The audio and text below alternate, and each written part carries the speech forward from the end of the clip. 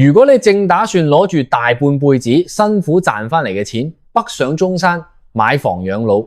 甚至以為可以藉住深中通道通車嚟炒賣地產賺錢，請你即刻停手，睇完呢段片，我保證能幫你慳翻至少100萬嘅實際損失，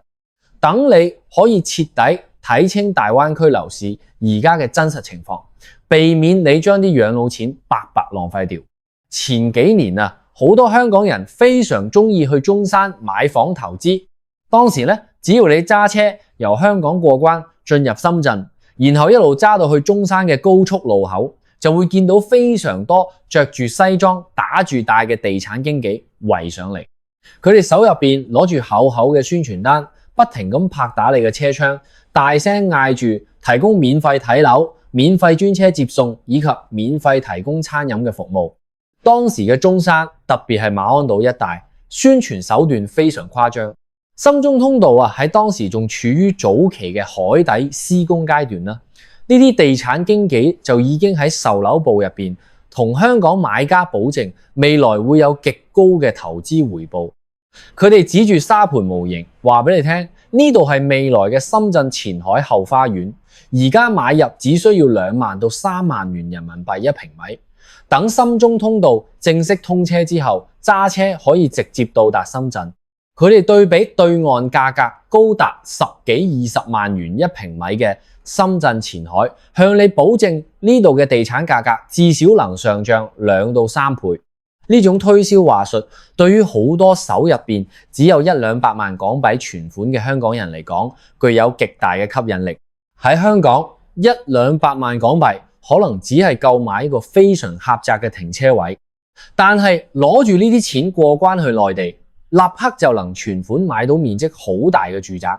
當你行入嗰啲裝修非常豪華嘅示範單位入邊，到處都係睇樓嘅人，到處都能聽到熟悉嘅廣東話，甚至仲有人用英文交流，現場氣氛被營造得非常熱烈。示範單位嘅燈光、家私佈置以及窗外嘅景觀都被設計得非常完美，令你坐喺舒適嘅梳化上就會幻想將來可以靠每個月收租金嚟維持生活，或者退休後能夠擁有寬敞舒適嘅居住環境。嗰啲地產經紀會喺隔離不斷用言語刺激你，暗示如果你而家唔買，就係錯失咗賺錢嘅機會。喺呢種極度熱烈嘅氣氛下，好多香港人冇進行詳細嘅市場調查，就直接簽咗購樓合同，以為自己做咗一筆穩賺不賠嘅好投資。但係而家嘅真實情況非常糟糕。雖然深中通道即將正式通車，但你而家再去中山睇一睇，特別係嗰個被大力宣傳嘅馬鞍島新區，實際上周圍環境非常荒涼。我哋暫且唔好講嗰啲偏遠區域嘅舊屋，就講嗰啲當年被宣傳為最好投資項目嘅新樓盤，而家嘅市場價格已經大幅度下跌。當年售價達到27000蚊1平米嘅住宅，而家嘅售價只要13700蚊1平米。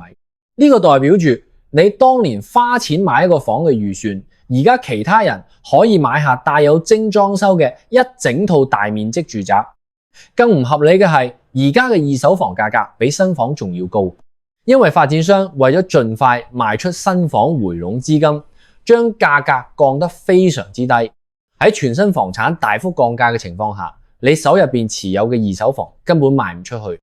呢個就導致當年高價買入房產嘅香港業主而家面臨巨大嘅財務虧損。佢哋想要將間屋賣咗佢，換取現金，去當地嘅地產中介嗰度估價後，發現根本揾唔到買家。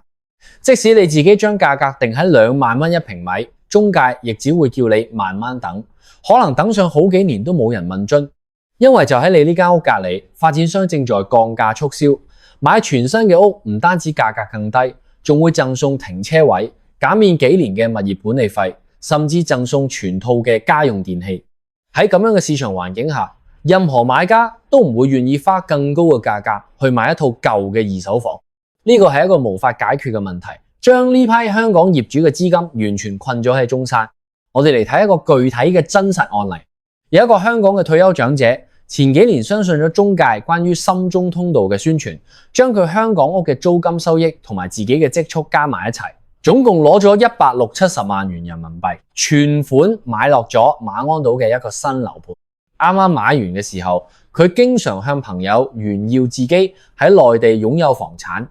結果到咗而家，佢年紀越嚟越大，想將呢套房賣咗套現，或者留俾喺香港嘅仔。佢去中介嗰度估價後得知，當年160-170萬買翻嚟嘅屋，而家嘅市場掛牌價最多只值125萬蚊，而且呢個價格仲必須要願意接受買家嘅繼續壓價先可能賣出。算埋佢呢幾年因為呢套房損失嘅銀行利息、繳納嘅物業費同埋各種交易手續費，佢總共虧損咗將近100萬元人民幣。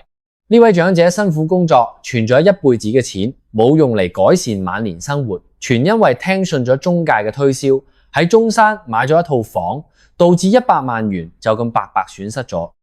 如果你覺得買新住宅只係房價下跌蝕錢，咁樣購買商業公寓同商鋪就存在極大嘅欺詐風險。當年嗰批香港業主聽信咗中介宣傳嘅保證高額租金回報，10幾年就能完全回本嘅講法，去購買咗所謂嘅酒店式公寓。結果後來佢哋親自去施工現場查看，發現根本冇建造任何酒店，現場長滿咗雜草，完全係一個停工廢棄多年嘅工地。甚至有業主花咗40-50萬元人民幣買落一個單位，攞住建築圖紙去現場尋找，發現圖紙上標注嘅嗰個單位位置喺實際建築中根本唔存在。佢哋花錢買到嘅只係圖紙上嘅一個虛假區域。仲有啲業主購買咗號稱係全新建造嘅公寓，攞到房產證明後發現土地嘅使用年限已經少咗幾十年啦。呢個說明發展商係將一棟廢棄咗幾十年嘅舊商場重新粉刷咗外牆，並喺內部進行咗簡單嘅裝修後，當作全新嘅樓盤賣俾香港人。此外，呢啲公寓嘅公共分攤面積非常大，買一個標示為70平米嘅屋，扣除咗走廊、電梯等公共面積後，實際能喺房屋內部使用嘅面積只有30平米左右，只比香港嘅狹小房間大少少。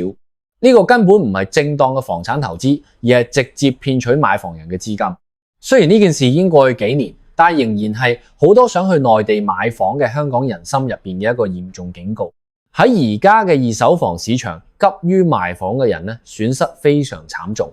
以前嗰種盲目相信概念就去買房嘅時期已經徹底結束啦。有啲地方嘅房價由9000蚊一平米直接跌到咗6000蚊一平米。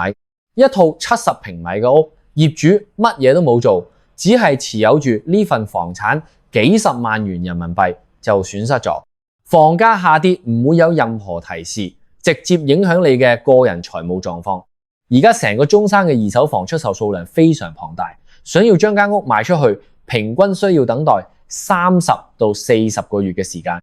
有啲業主急於套現，提供咗好多額外優惠。例如賣房直接送車位、送全屋家電，甚至願意承擔買家所有嘅交易稅費，依然冇買家願意購買。更需要注意嘅係，有啲不良地產中介而家仲喺網絡上宣傳所謂嘅零首期或負首期套現買房，佢哋教導買家先用極低嘅金額，甚至唔使俾錢嚟湊齊首付，然後教唆買家去借高息貸款，或者通過財務公司進行貸款嚟支付剩餘嘅房款，並承諾只要深中通道通車後房價上漲，買家就可以高價賣咗房產賺取差價。呢種做法唔單止極其危險，而且好多屬於違規操作，甚至違法行為。一旦買家嘅資金鏈斷裂，無法按時還款，或者被銀行查出貸款資金來源唔合法，唔單止間屋會被銀行強制拍賣，買家仲可能要承擔詐騙貸款嘅刑事法律責任，失去人身自由。普通香港人一旦參與呢種違規嘅購房操作，個人嘅財務狀況將面臨徹底破產嘅風險。請保留好你嘅現金，妥善保管你嘅養老金。唔好再有通過炒房快速賺錢嘅諗法。買房用作真實嘅養老生活係可以嘅，但如果是為咗投資炒賣，將會帶來嚴重嘅資金損失。希望大家都能認清現實，謹慎處理自己嘅財產。